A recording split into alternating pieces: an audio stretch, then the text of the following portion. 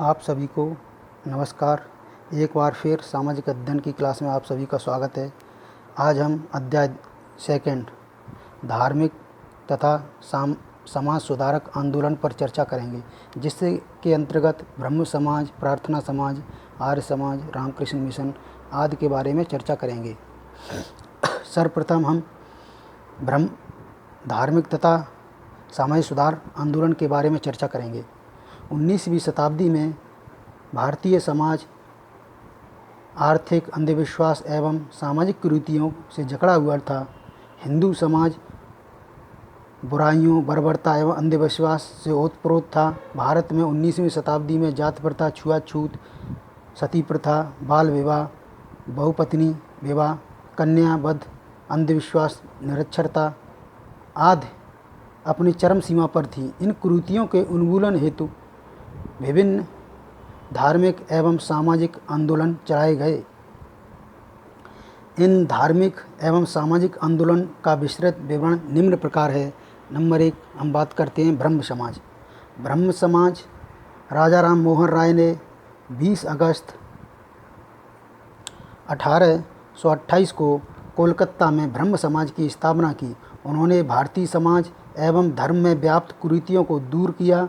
उन्होंने तर्क द्वारा सभी धार्मिक अंधविश्वासों और कुरीतियों का खंडन किया। उन्होंने सती प्रथा, बाल विवाह, जाति प्रथा, पर्दा प्रथा, छुआछूत आदि कुरीतियों का विरोध किया तथा विधवा विवाह को प्रोत्साहित किया। उन्होंने अंग्रेजी शिक्षा का समर्थन करके पाश्चात्य शिक्षा प्रणाली के आधार पर भारत का आधुनिकीकरण किया।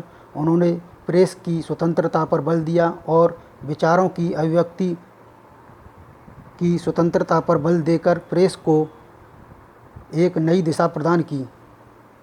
इस प्रकार राजा राम मोहन राय भारत के नव जागरण के अग्रदूत थे। ब्रह्म समाज ने सर्वधर्म समभाव का बल दिया। उनके अनुसार सभी धर्मों में सत्य निहित है, अतः व्यक्ति को अपने धर्म के साथ सभी धर्मों का पालन करना चाहिए। ब्रह्म समाज सामाजिक नैतिकता पर बल देता है तथा कर्मफल में उसका विश्वास है। ब्रह्म समाज के समस्त कार्यों में अहिंसा का स्थान प्रमुख था। अब हम बात करते हैं ब्रह्म समाज के मुख्य उद्देश्य। ईश्वर एक है, यह निराकार है और सर्वव्यापी है। ब्रह्म समाज आराधना के लिए मूर्ति पूजा, कर्मकांड तथा बाह्य आडंबरों की आवश्यकता नहीं है। आत्मा अजर अमर है और शरीर नाशवान है। व्यक्ति को अंधविश्वास और कट्टरता को त्याग कर मानवतावादी सार्वभौमिक सिद्धांतों को स्वीकार करना चाहिए। ईश्वर कर्मानुसार व्यक्ति को फल देता है। मनुष्य को अपने पापों का पश्चाताप करना चाहिए, तभी उसको मोक्ष मिलेगा। ब्रह्म समाज प्रेम और सत्य में विश्वास करता है और जातिवाद और छुआछूत का विरोध करता है। अब हम बात करते हैं प्रार्थना समाज। प्रार्थना सन 1867 में मुंबई में केशवानंद सेन के सहयोग से आत्माराम पांडो ने प्रार्थना समाज की स्थापना की। वर्ष 1849 में महाराष्ट्र में परमहंस सभा के नाम से धार्मिक समाज का शुभारंभ हुआ। यथार्थ में यह ब्रह्म समाज की एक शाखा थी। प्रार्थना समाज में अनेक महत्वपूर्ण व्यक्तियों की सहभागिता थी, जिनमें महादेव गोविंद राणा जी, आर जी भंडारकर एवं एन जी चंद्रवरकर। प्रार्थना समाज के मुख्य उद्देश्य निम्नलिखित थे: जाति व्यवस्था को अस्वीकार करना, स्त्री शिक्षा को प्रोत्साहित करना, विधवा पुनर्विवाह को प्रोत्साहित करना, लड़के लड़कियों दोनों की आय में वृद्धि करना। अब हम बात करते हैं ब्रह्म समाज की आर्य समाज की। आर्य समाज यह हिंदू धर्म का सुधारवादी आंदोलन था, जिसका मुख्य उद्देश्य प्राचीन वैदिक धर्म की शुद्धता रूप में से पुनः स्थापित करना। इसके संस्थापक स्वामी दयानंद सरस्वती थे, जिनके बचपन का नाम मूलशंकर था।